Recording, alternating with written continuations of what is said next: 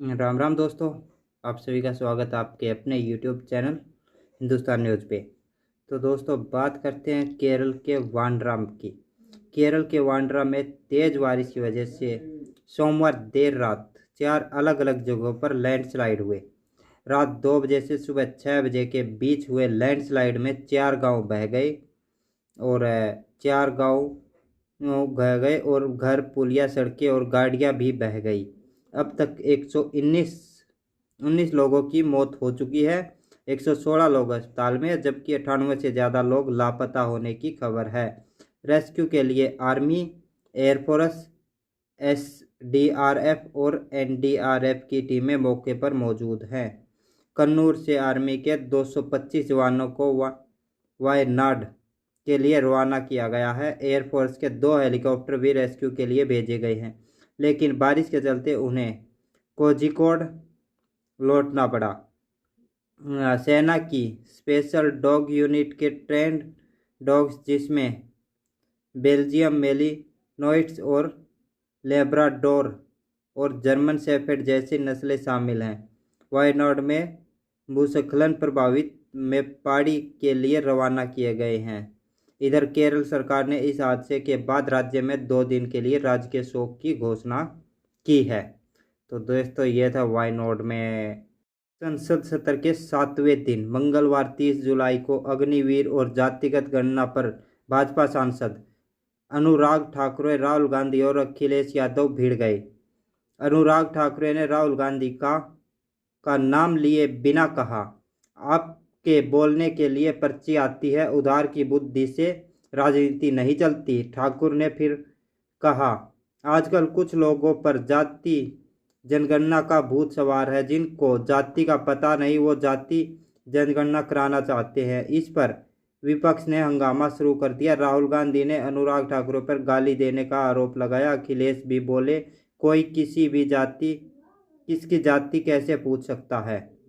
इसके साथ साथ अनुराग ठाकुर ओबीसी का मतलब only fathers in law commission है। अनुराग ठाकुर ने कांग्रेस से बने पूर्व प्रधानमंत्रियों का जिक्र किया और हर दौर में हुए घोटालों का जिक्र करते हुए कहा, मैं पूछना चाहता हूं कि हलवा किसे मिला। कुछ लोग ओबीसी की बात करते हैं, इनके लिए ओबीसी का मतलब only for brothers in law commission है। मैंने कहा था, जिसको जाति का पता नहीं वो जनगणना की बात करता है। मैंने नाम किसी का नहीं लिया था, लेकिन जवाब देने कौन खड़े हो गए। तो दोस्तों ये थी आज की संसद की कार्रवाई, जिसमें अनुराग ठाकुर ने राहुल गांधी को ये बातें कही और राहुल गांधी 30 जुलाई को अग्निवीर पर और जातीय जनगणना पर भाजपा के सांसद ने ये बातें राहुल गांधी और अखिलेश यादव को कहा है। तो दोस्तों अब चलते हैं अगली खबर की तरफ।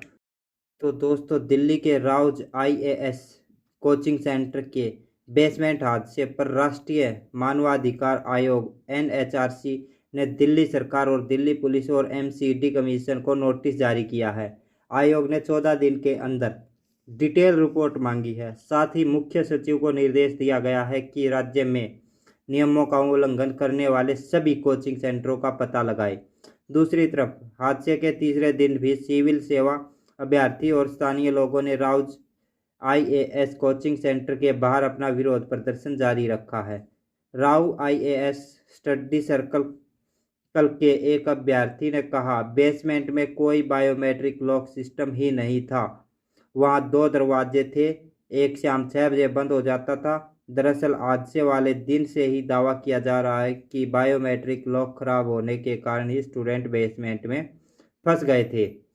मानवीय अधिकार आयोग ने मीडिया रिपोर्ट के आधार पर एक्शन लिया है। आयोग ने कहा कि मीडिया रिपोर्ट के सामने आया है कि जल भराव के संबंध में अधिकारियों से कई शिकायतें की गई, लेकिन इस पर कोई कार्रवाई नहीं की गई। इसे नजर आता है कि अधिकारियों ने लापरवाही की। वहां आयोग ने पटेल नगर इलाके में जल भराव के कारण पानी में फैलते करंट से सिविल सेवा की तैयारी कर रहे अभ्यर्थी की मौत पर भी।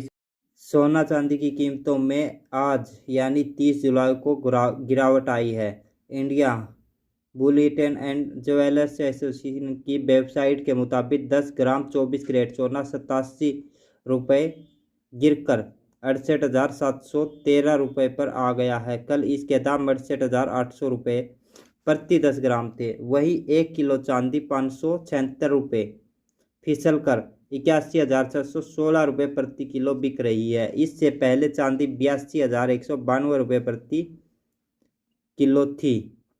इस साल चांदी 29 मई को अपने ऑल टाइम हाई पर 94,000 रुपये पर पहुंची थी। वहीं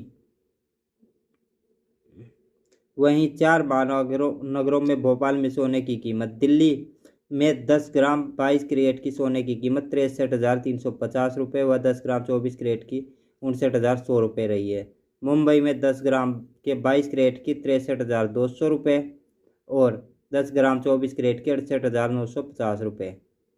वहीं कोलकाता में 10 ग्राम सोने की कीमत 22 कैरेट की 63,200 रुपये, 24 कैरेट की 68,900 रुपये। वहीं चेन्नई में 10 ग्राम की 63,850 रुपये 22 कैरेट की रही और 24 कैरेट की 59,650 रुपये रही। भोपाल में 10 ग्राम की कीमत 63,250 रुपये, वहीं 24 कैरेट की 59,000 रुपये रही। तो दोस्तों ये थी सोने चांदी को लेके एक खबर। अब चलते हैं अगली खबर की तरफ। यूपी विधानसभा में सत्र के दूसरे दिन रोचक नज़ारे देखने को मिले। सत्ता पक्ष और विपक्ष ने एक दूसरे पर कटाक्ष किए। शुरुआत सीएम योगी ने की। उन्होंने नेता प्रतिपक्ष माता प्रसाद पांडे से कहा, आपने चच्चा को गच्चा दे दिया। चच्चा हमेशा ऐसे ही मात खाता है क्योंकि भतीजा उससे भयभीत रहता है। इस तंज पर पूरा सदन ठाकों से गूंज उठा। सीएम ने गच्चा के बयान पर शिवपाल कहा खामोश रहने वाले थे, वह भी कुर्सी से खड़े हो गए। कहा हमें गच्चा नहीं मिला। माता प्रसाद पांडे जी बहुत सीनियर हैं, हम दोनों समाजवादी हैं। हम पहले पीछे बैठते थे फिर आगे बैठ गए। विधानसभा अध्यक्ष सतीश महान ने उसको बैठने का इशारा किया तो शिवपाल ने उनकी तरफ रुख कर लिया। उनसे कहा 3 साल हम आपके संपर्क में रहे, गच्चा तो आपने भी दिया है। अब देख लीजिए 2027 में सपा फिर से आएगी। शिवपाल ने फिर सरकार में हो रही खींचतान को लेकर योगी पर पलटवार किया। कहा आपके डिप्टी चीफ मिनिस्टर एक ही ओलंपिक में 2 मेडल जीतकर इतिहास रचने वाली हरियाणा की शूटर मन्नू भाकर मायूस है। यह मायूसी इस बात की है कि वह गोल्ड नहीं जीत सकी। इसका खुलासा मन्नू भास्कर के पिता राम किशन भास्कर ने किया।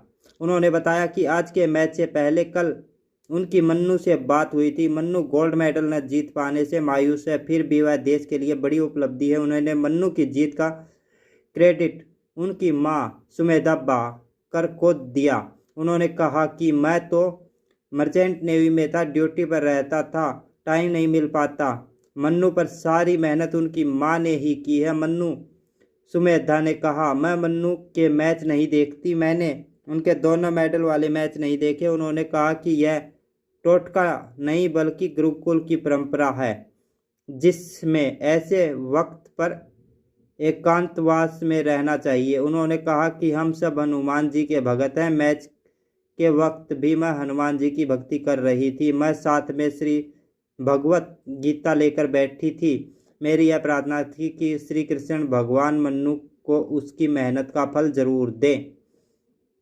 तो दोस्तों ये थी हरियाणा से एक कहानी जिसमें एक केंद्रीय मंत्री और हरियाणा के पूर्व मुख्यमंत्री मनोहर लाल खट्टर के कार्यकाल में खेल मंत्री रह चुके संदीप सिंह से भाजपा किनारा करेगी। जूनियर महिला कोच सेक्सुअल हैरेसमेंट केस में उनके खिलाफ आरोप तय होने के बाद भाजपा नेतृत्व ऐसा करेगा। संदीप सिंह अभी पेवा विधानसभा से विधायक है। उन्होंने पहली बार भाजपा की टिकट से यहां से जीत दर्ज की थी। हालांकि जब उन पर कोच द्वारा आरोप लगाए गए तब पूर्व सीएम मनोहर लाल खट्टर ने उनका बचाव किया था। विपक्षी दलों के विरोध प्रदर्शन के बाद भी उनसे इस्तीफा नहीं लिया था। हालांकि बाद में उन्होंने खेल विभाग अपने पास रख लिया, लेकिन मंत्री पद पर संदीप सिंह बने रहे थे। सीएम सैनी पहले ही कर चुके हैं किनारा। पूर्व सीएम मनोहर लाल खट्टर के हटने के बाद नायब सैनी मुख्यमंत्री बने तो उन्होंने संदीप सिंह को अपने मंत्रिमंडल में जगह नहीं दी थी। इससे पहले हरियाणा भाजपा के प्रदेश अध्यक्ष रह चुके ओपी धनखड़ ने भी संगठन की बैठकों में संदीप सिंह के शामिल होने पर रोक लगा दी थी। अभी भी संदीप सिंह भाजपा में अलग थलग पड़े हुए हैं। इसी को लेकर महसूस होता है कि आने वाले वक्त में संदीप सिंह से भाजपा किनारा करने वाली है।